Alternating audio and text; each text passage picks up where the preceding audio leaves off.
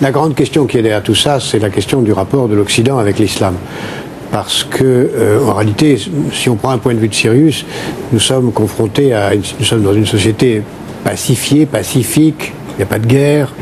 On nous parle d'une menace terroriste, bon, très bien, mais enfin, à ma connaissance, on n'est pas menacé d'un débarquement avec des risques de milliers de morts. On est très loin des périodes les plus tragiques de notre histoire, même si le malheur veut que quelques malheurs nous arrivent.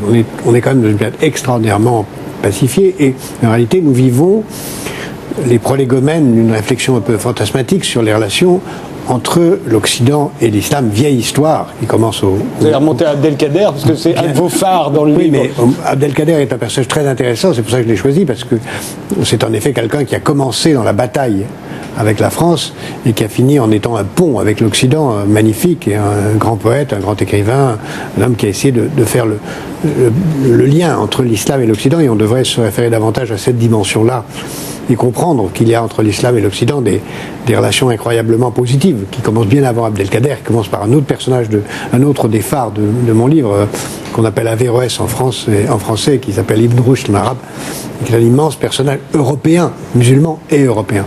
Donc toute la grande question qui est derrière ça, fondamentalement, c'est: l'islam est-il une dimension de la civilisation européenne? Et je pense qu'il faut répondre oui à cette question. L'islam est une des dimensions de la civilisation européenne, depuis l'origine de l'islam et depuis l'origine de l'Europe. Et c'est dans cette intégration, dans cette prise de conscience de cette dimension culturelle fondamentale qu'une partie de l'islam accepte, qu'une partie de l'islam refuse, comme Ibn Rushd a été refusé par l'islam pour une grande partie, comme Abdelkader est considéré plus dans sa dimension de quelques années combattantes que dans sa vie de rapprochement, que se situe la grande question qui nous obsède en ce moment, c'est de savoir comment l'Europe va accepter sa dimension musulmane, comment l'islam va accepter sa dimension européenne. C'est ça qu'il faut construire aujourd'hui. Ces petites questions anecdotiques dont on parle en ce moment n'ont pas beaucoup d'importance. Ce qui compte, c'est comment on va faire pour aller très loin dans l'intégration de cette culture musulmane dans cette fierté de l'Europe, dont elle est une des forces, un des atouts, et dont l'Europe a besoin.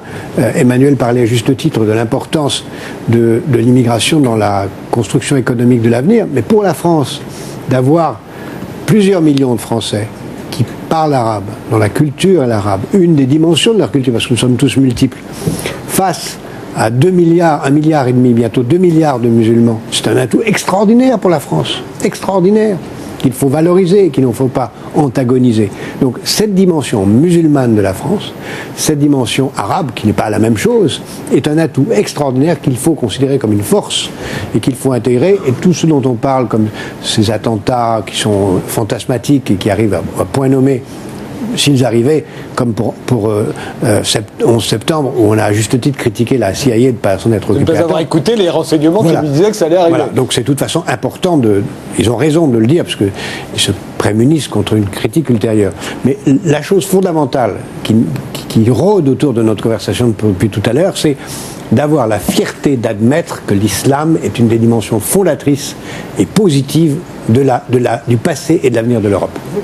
Jacques Attali a vraiment raison, et c'est très agréable d'entendre ce discours pacificateur. Et c'est vrai que c'est là.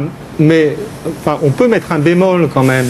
C'est-à-dire que quand on étudie le processus d'immigration, d'assimilation des populations immigrées, on ne peut pas pour l'éternité coller aux enfants, aux petits-enfants d'immigrés d'origine musulmane, l'étiquette musulman. C'est-à-dire la réalité de la France actuelle n'est pas une réalité religieuse.